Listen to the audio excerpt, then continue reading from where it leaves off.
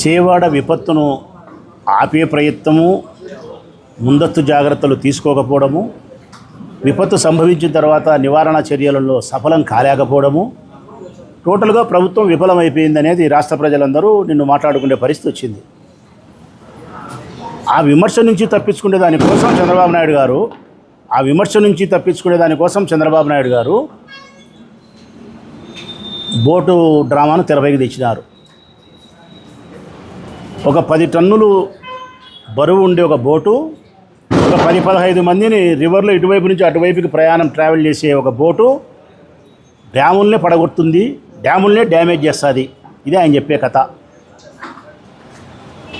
ఇది సాధ్యమవుతుందా ఏడన్నా అనేది ఒకటి, ఏ రాజకీయ నాయకులైనా ఇది చేయగలుగుతారనేది ఒకటి, అర్థం పర్థం లేకుండా నిందలు వేయడం, విమర్శించడం, కేసులు పెట్టడం, తను తప్పించుకోవడం. పత్రికలన్నీ రాస్తానా ఇదే బుడమేరు ప్రాజెక్టుకు సంబంధించి, ఇదే డ్యాముకు సంబంధించి 1964లో జరిగిందని, మళ్ళీ 60 సంవత్సరాల తర్వాత ఇటువంటి విపత్తు వచ్చిందని చెప్పి రాస్తున్నారు. 5 ఏళ్ల కిందట జగన్మోహన్ రెడ్డి ప్రభుత్వం ఉన్నప్పుడు ఆ డ్యాముకు సంబంధించి మరమ్మతులు చేయాలి, అంగోటి చేయాలని చెప్పి నువ్వు మాట్లాడుతున్నావు. 5 ఏళ్లకు ముందు ఎవరున్నారు పెద్ద మనిషి?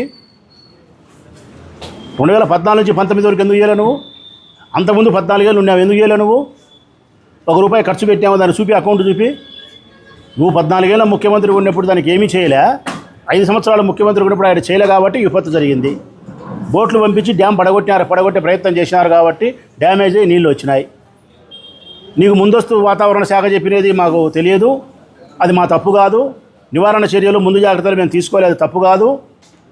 వచ్చిన తర్వాత మేము విఫలమైనాం, నీళ్ళు అందించలేకపోయినాం, వైద్యం అందించలేకపోయినాం, భోజనం అందించలేకపోయినాం. అది మాది విఫలమైంది, మాకు సంబంధం లేదు, మా తప్పు కాదు. ఈ మాత్రమే తప్పులు. అంటే ఆయన జీవితం అంతా తన యొక్క విఫలమైన వైనాన్ని, తన అసమర్థతను ఇతరులపైకి నెట్టి తప్పించుకునే ప్రయత్నంలో భాగమే ఈ బోటు డ్రామా.